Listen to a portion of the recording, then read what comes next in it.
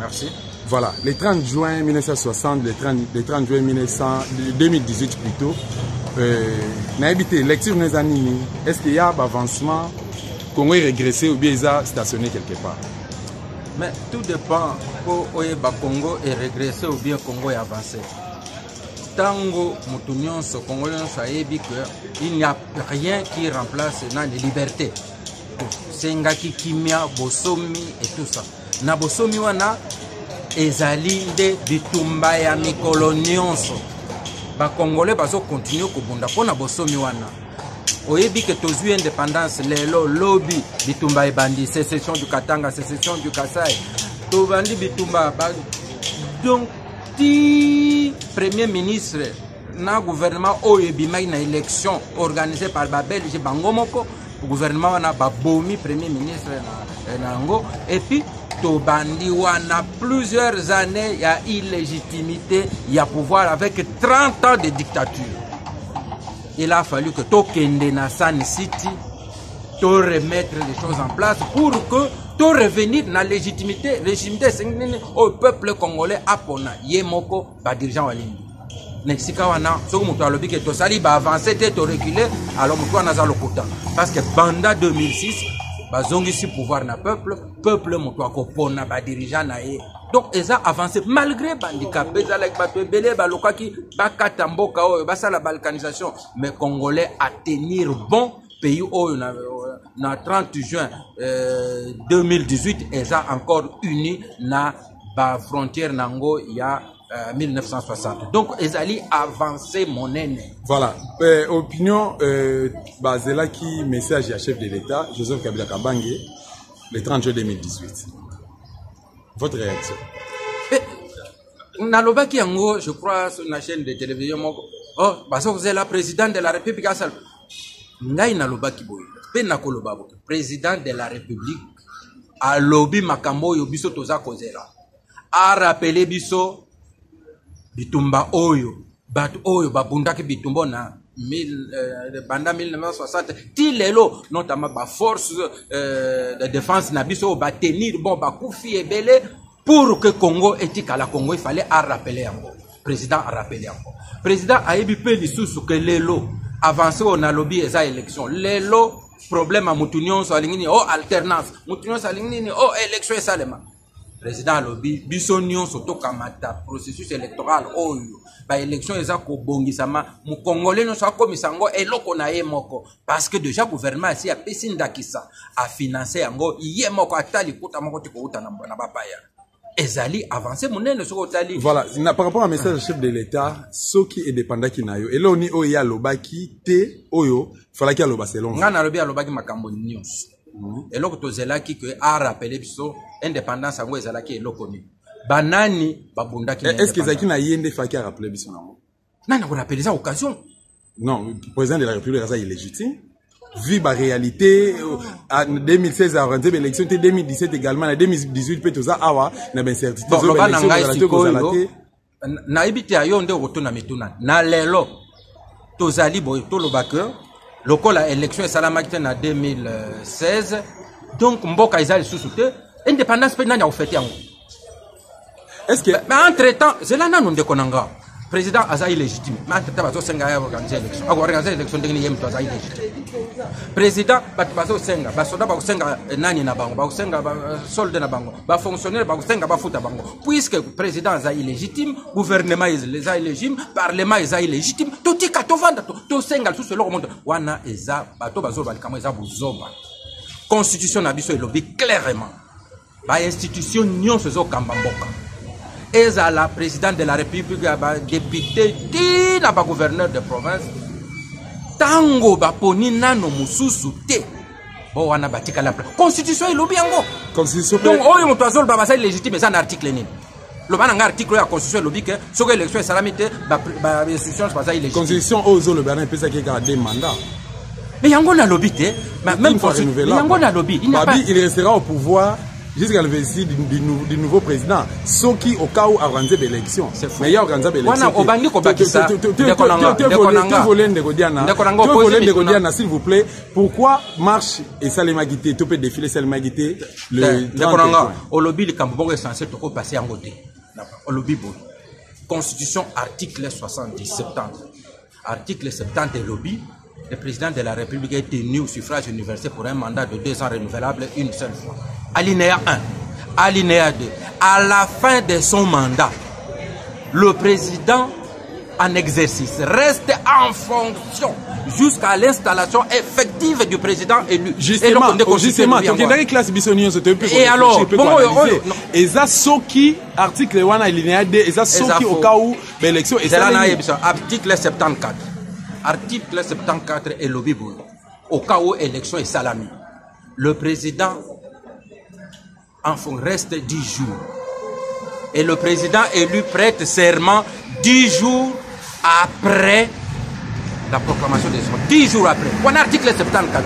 Ça n'a rien à voir avec l'article 70 alinéa 2. Ça n'a rien à voir. Justement, de Godiana, qu'est-ce qui fait que défilé ça a été le 30 juin, mais Tomoni qui résume, défilé ça a été mais Tomoni que soldats FARDC ban amour à travers la ville de Kinshasa bien armé. Qu'est-ce qui s'est passé? Na évité à ceux qui n'ont paniqué, organiser l'élection gouvernement est illégitime. Mais on a ezaka kabuta na lobby. Mais là na lobby défilé le 30 juin. Répondez à la question nanga. Défilé ezalaka programme.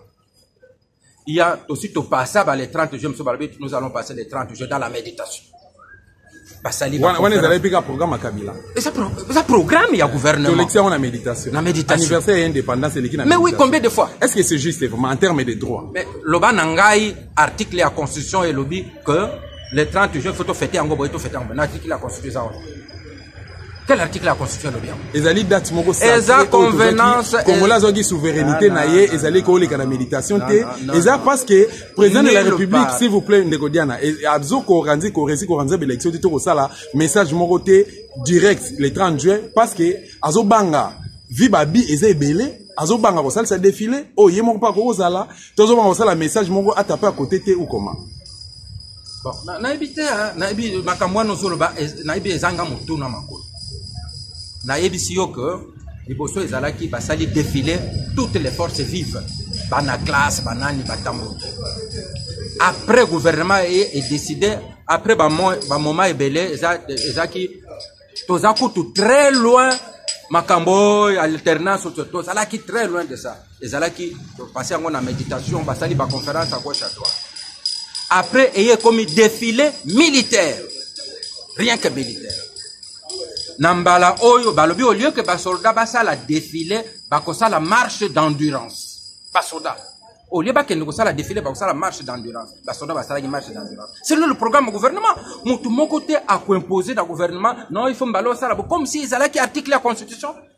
Il n'y a que les lois et qui sont contraignantes. Mais en ce qui concerne le gouvernement organisé des films, ils ont écrit dans aucune constitution, Mbalo, on a défilé, marche d'endurance de la part des soldats, Bango, Oyo, Bakenda Kosa, la défilé, Bango, Mbalo, Basali, marche d'endurance. Ndeko Diana, on répond à la question à Bisso. Est-ce que le 23 décembre 2018, l'élection Gozala, si l'élection Gozala, Kabila, a Gozala candidat ou bien Dauphin à Azali, si Dauphin Azali, Dauphin Ezana?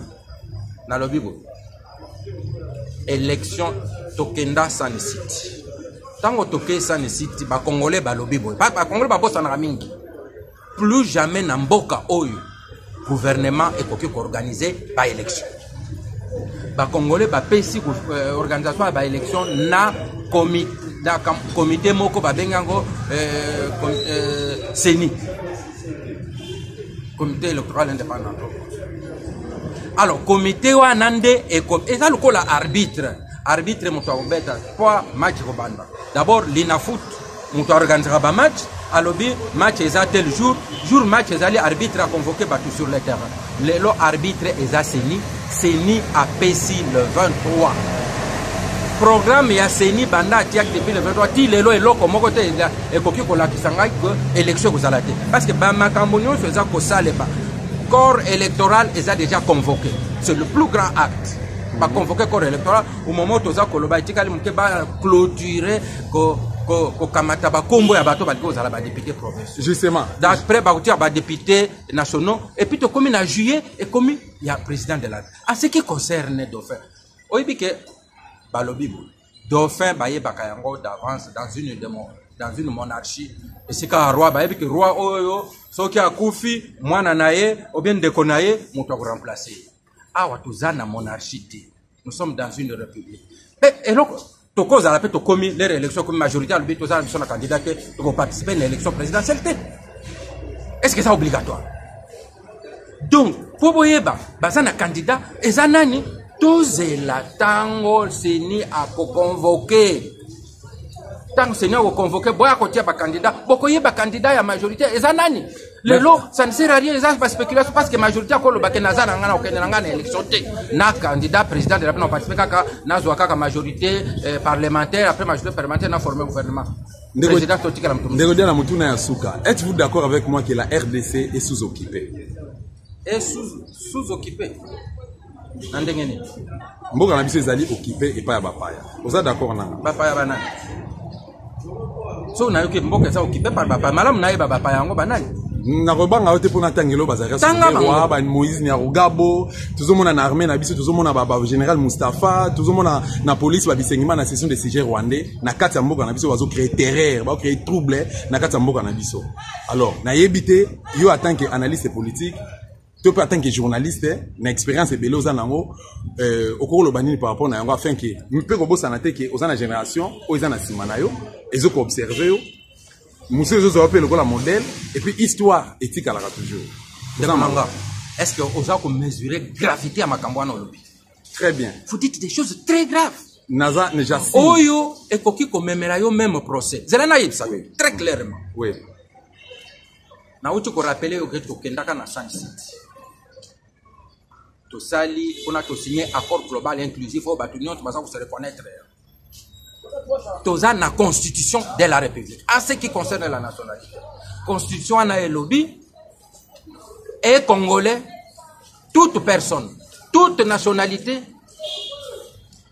dont un des ancêtres s'est trouvé sur le territoire congolais en 1960. Voilà l'article de la constitution en ce qui concerne la constitution. Même au monde même bande konabiso ya est au bazara ki liboso non les autochtones ce discours en ici là parce que Congo à régler cela. Notre constitution, vous ne pouvez pas vous dire à Tolingi démocratie. Discours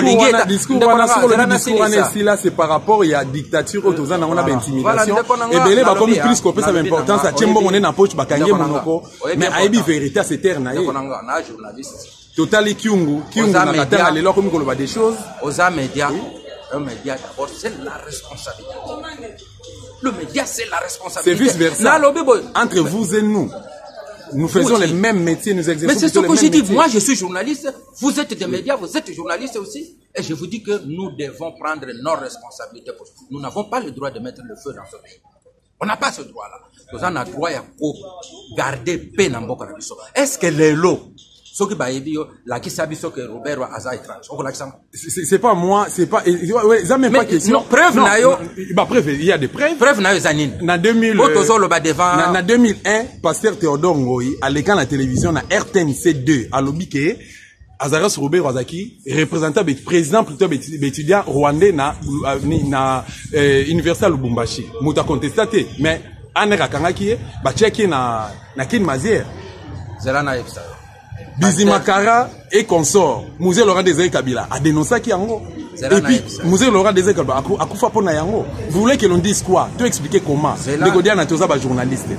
Oui, nango na so yebisa. Justement. Théodore Ngoyi wana soka za kolanda biso ayebi. Musée Laurent Désiré Kabila pe ayebaki. Na lobi que Théodore Ngoyi ayebi que na San City ngai na ye tozalaki comme sali. Non, on est en problème. Mais c'est là na loba te opposer la question na ko répondre ko na likambwa nationalité. Na sili kite na so yebisa yo. Tango eza problème ya nationalité. Théodore Ngoyi. Tozana ye na welcome déjà tango ba bengi na Kinshasa. Lundi ba so traité na plénière likambwa nationalité. Na vendredi ba rappeler na Kinshasa. Théodore Ngoyi ya desna ko zomona pendant que ngana zana ba dossier on a kobimisa lundi ba rappeler na Kinshasa vendredi pour que na lo bali kambwana to on est avec lui devant Welcome Center National. Amoni, son âme repose en paix, le professeur Macha Koumamba, Kangié Nakigo. C'est vous qui êtes allé dire la parole qu'on me rappelle à Kinshasa. Théodore Ngoy à Yé Kinshasa. Dimanche à Bengingaï. Oh, Nazongi, vraiment, je croyais que, bien au contraire, Bengingaï Kinshasa va faire un dossier. En ce qui concerne la nationalité. Théodore Ngoy, je le connais mieux que toi. Connaissance Nganaye, il le sait, le jour où Tshisekedi est élu premier ministre, le jour où il va naître donc, autant que l'angate mouton naïbi très bien, naïbi ma position. Laurent Désiré Kabila P, Laurent Désiré Kabila P, à cause qui Bandekona, Bazaba, Bizimakara, Laurent Désiré Kabila a dénoncé, premier problème, devant la caméra, que Bizimakara et consorts, ce sont des Rwandais. Et il y a une mission, il y a un objectif pour que les téléspectateurs baillent la vérité ou bien pas aucun des deux problèmes. Non, parce que en ce qui concerne la nationalité, je n'ai pas encore fini, je vais en arriver à Mzé. Théodore Ngoy, nous avions un problème à l'Est. Il y a eu la conférence nationale, ce qu'on appelait la commission Vangu. La commission Vangu, qui est allée montrer que ce qu'on appelle aujourd'hui Banyamulenge, c'était des soldats, des réfugiés rwandais qui étaient placés à la colline de Mulenge, qui finalement se sont transformés en Congolais, et donc le Banyamulenge, c'est pas c'était une vieille affaire. Le problème a existé, effectivement, mais on est allé à San City, on a résolu ce problème. J'étais, même si vous regardez dans les archives, alors dans ce cas, c'est une nationalité, à l'appel. Toute nationalité, tout individu, même Guinéen, Moko Azalaki, na Congo, le jour de l'indépendance, il peut revendiquer la nationalité. Moussé Laurent Désiré Kabila. Moussé Laurent Désiré Kabila, Lobaki. Alobaki finalement, Bandekwana, il faut que Bengana Bango. Nulle part. Je suis un muséiste. Tout à fait. Là, c'est jamais et jamais de la vie. Jamais et jamais de la vie. Mosé faisait très bien la différence entre les Congolais rwandophones et les Rwandais qui sont entrés au Congo. Les Congolais et même le patriarche Hérodia, c'était problème des Rwandais, des Ougandais et des Burundais. Ce n'était jamais question, il y a banane, il y a Banyamulenge des Congolais rwandophones. Non. Le Banana Soukezani, le Bananga Soukezali, dans les médias, nous avons une responsabilité. Babenga biso ba historien du présent. Historien du présent. Ce qui biso toza Kolanda, politicien à lobby, nous répercutons politiciens à lobby. Nous devons être la conscience politique à ba politicien. Biso ne to orienter ba politicien. Média à koki Kolanda ba politicien. Les politiciens comme on a rouge, c'est que ça rouge à moni bleu. Pour ces intérêts, conquérir pour Ghana, ils ont conquérir le pouvoir. Merci de redire, Natokomi Nasuka, mais Bassoufle Bisso, question Mora Souka, vraiment répondre à mon poussé. Zagreb Ababa, c'est honorable, Azo menacé, journaliste, c'est mort en France, comme on a dit du Pouma. Lecture nous anime. Oui, bien, on a été au Liban que Moussala Nabiso, il y a journalisme et ça, Moussala responsabilité. C'est pourquoi on a Kenda en prison, je suis allé à l'aise. Mais, j'y suis allé, n'a comment pourvu que, bata la vérité à Makambo na Lubinako, qui m'a jamais justice. Zakari a menacé un soit ils ont menacé pendant qu'il y a la justice. Ndekoana a menace de mort. Il y a en France à Rochaba moyen. Message des alliés après Vezali na Rochaba moyen pour na Saloma B à partir de France. Ngai omonanga na petit na commenta kate et comme on a dit di Puma. Na lobi na commenta kate et loko yo na tangite na monite na Ibi Zakari baba c'est très bien. Je connais qu'il est fougueux ceci cela mais jusqu'à menacer moutou de mort non. Mais qui a menacé que na otia ba moyen na tio na justice pour que c'est possible. Mais qui a menacé non, Zakari est tout sauf un criminel. Merci beaucoup. Okay.